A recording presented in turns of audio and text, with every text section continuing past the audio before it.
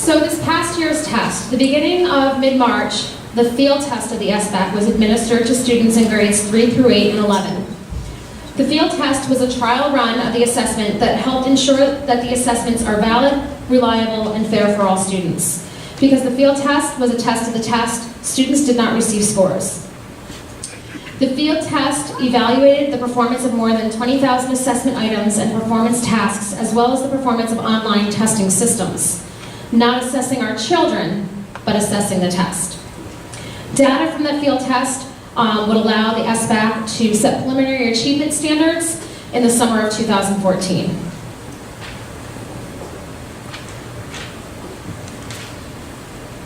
I'm going to give you a couple of sample questions.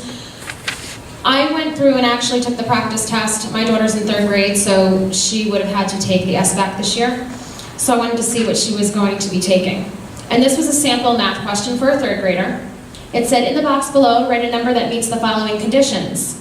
The number must be between 1 and 9, and when the number is subtracted from 523, the digit in the ones place of the difference is greater than the ones place of 523. First of all, I had to read that question 3 or 4 times. I know my 3rd grader probably would have put in anything to move on to the next question. Anyway, the answer according to the SBAC was 4, 5, 6, 7, 8, and 9. But my question was 9 is not between 1 and 9. 9 is included in 1 and 9. So how is that a correct answer? I then went to a sample ELA question. And this was for 3rd grade as well. And it said, read the paragraph and complete the task that follows. Children should choose their own bedtime. There are things to do and most have homework. Some people need more sleep, but children like talking to friends. The time to go to bed should be children's decision. When they are tired, they go to bed earlier. There are activities to go to, so children learn to be responsible. So the prompt was, rewrite the paragraph by organizing it correctly and adding ideas that support the opinion that is given. Okay, so this ELA question opened up a whole new set of concerns for me as a parent. The message in the question is undermining parental authority, first off. What other questions will be included with a similar message? Children are then asked to come up with reasons of their own to support the view that's given.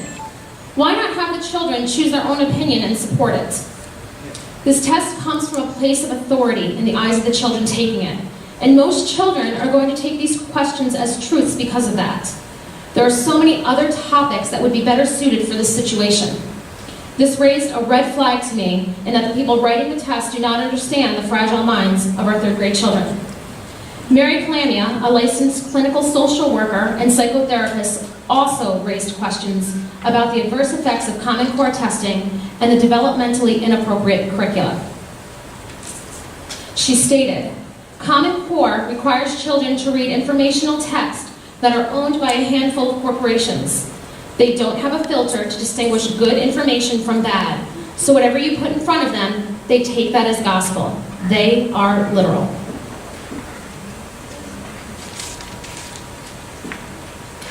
Dr. Gary Thompson, a clinical psychologist who was part of the Early Life Psychology and Education Center in Utah, was quoted stating, we have to stop Common Core as it is currently instituted today.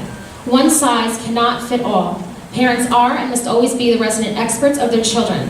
The SBAC and their vendors are no bigger than my children.